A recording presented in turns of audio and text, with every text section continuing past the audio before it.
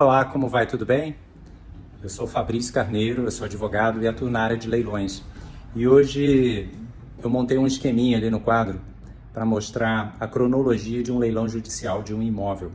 E a intenção aqui é ser bem sucinto e rápido, apenas para dar uma dimensão de como acontece um leilão. Vamos lá?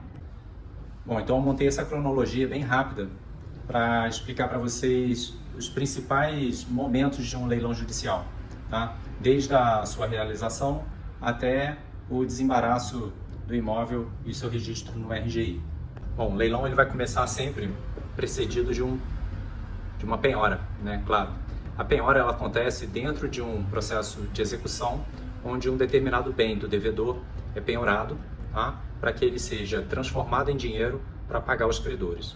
Então a ordem basicamente é essa daqui. Eu não vou entrar nos detalhes do processo de execução ou nos requisitos da penhora, nem nada. A intenção aqui é mostrar a cronologia, a ordem, né? O encadeamento dos atos e o desenrolar do leilão. Então a gente vai ter o primeiro ato aqui antes do leilão, vai ser a penhora do imóvel, preenchidos os requisitos da penhora, tramitando o processo, tudo mais, tem a parte da avaliação, enfim. Realizada toda essa formalização, preenchidos esses requisitos, vai ser publicado o edital de leilão, tá? Esse famoso edital de leilão, que na verdade é onde constam as regras do leilão, tá? O edital, ele é a regra do jogo. Então, publicado o edital de leilão, vão ser definidas as datas, né? O edital ele vai trazer as datas do primeiro e segundo leilão. No leilão judicial, a gente tem duas oportunidades, dois momentos. O primeiro leilão, onde o imóvel, em geral, é oferecido para ser arrematado pelo valor da avaliação do imóvel, ou seja, o lance mínimo no primeiro leilão é o valor da avaliação do imóvel. E no segundo leilão, esse imóvel pode ser arrematado já com o lance mínimo a partir de 50% do valor da avaliação. Então, realizado o leilão, ele pode ser um leilão negativo, que é quando ninguém arremata o imóvel, ou ele pode ser um leilão positivo, quando alguém arremata o imóvel. O leilão negativo, ele pode ter duas consequências. Pode ser realizado um novo leilão, na verdade mais de duas consequências. Pode ser realizado um novo leilão, ou simplesmente pode não ser realizado um novo leilão e o juiz determinar a penhora sobre um outro bem, enfim. Ou pode ser oferecida uma proposta para venda direta desse imóvel, tá? Essa proposta ela é oferecida por algum interessado, direcionada ao juiz, tem que preencher alguns requisitos, mas quando a gente tem um leilão negativo, basicamente o que é importante saber é que nessa proposta aqui você pode comprar esse imóvel pela metade do valor da avaliação em até 30 vezes sem juros, dando uma entrada de só 25% do valor do imóvel.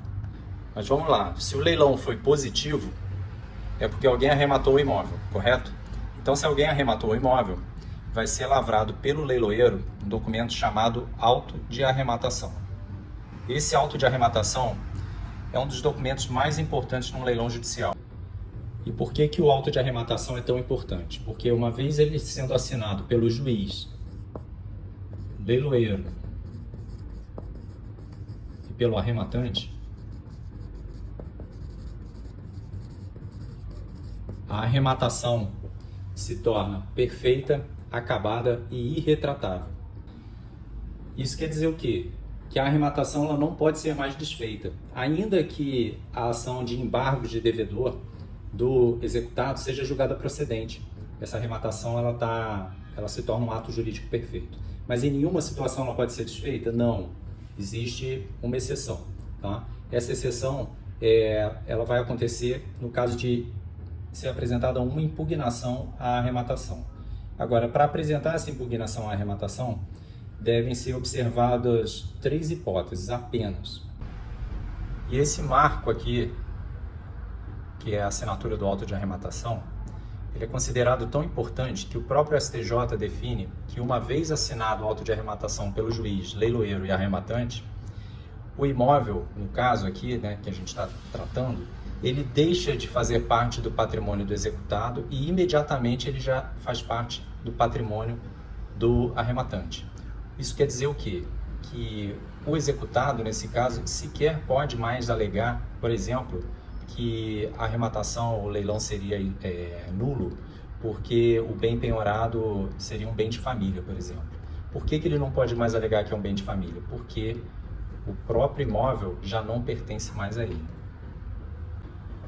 Então a gente teve o auto de arrematação, ele foi assinado, claro, para que seja perfectibilizada, vamos dizer essa palavra difícil aí, a arrematação, a gente precisa esperar um prazo.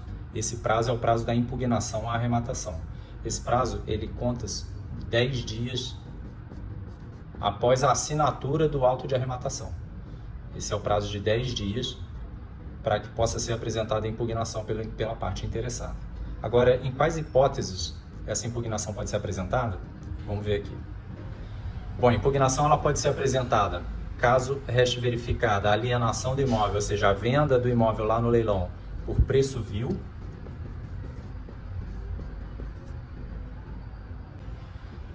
Ela pode ser alegada também, impugnação, que a arrematação não tem efeitos, não gera efeitos nenhum, em caso de ausência de intimação dos credores mencionados lá no artigo 808 do CPC, falta de intimação.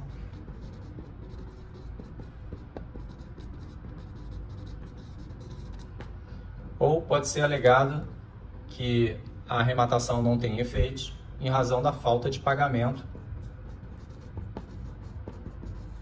do preço pelo arrematante. E aí é bem óbvio, né? Enfim, julgada procedente a impugnação, o leilão vai ser anulado.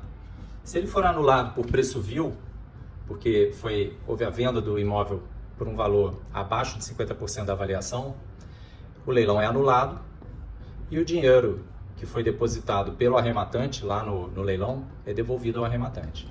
Se o leilão for anulado por falta de intimação de um dos credores previstos no CPC, da mesma forma, o leilão é anulado e o dinheiro do arrematante é devolvido para ele. Tá? E no caso de falta de pagamento, não há dinheiro a ser devolvido, né? Agora, e no caso de não ser oferecida impugnação ou a impugnação ser julgada improcedente? Aí a gente tem o prosseguimento do leilão, né? Não do leilão, mas dos atos de consumação dessa arrematação e os atos posteriores ao leilão. Então a gente vai ter, passada essa fase, a gente vai ter a expedição da carta de arrematação pelo juiz e o mandado de emissão na posse. A carta de arrematação é o documento, é o justo título, ou seja, é o documento que registra a compra definitiva daquele imóvel, tá? E serve como título para ser registrado junto ao RGI.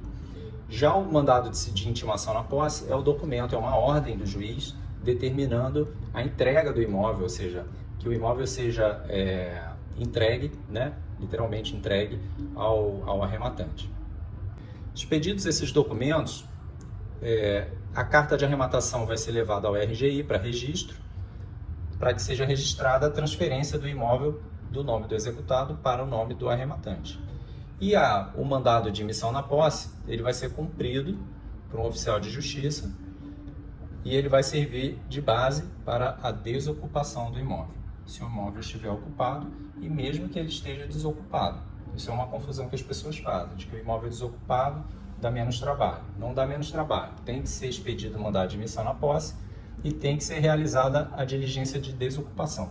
Por quê? O arrematante ele não sabe a situação interna do imóvel e vamos supor que ele entre no imóvel e lá tenha bens do devedor, enfim, ele não tem autorização ainda para entrar nesse imóvel. O que ele pode fazer no máximo é um acordo, né? Uma entrega das chaves amigável, mas a gente sempre recomenda que seja feita através de mandado de emissão na posse.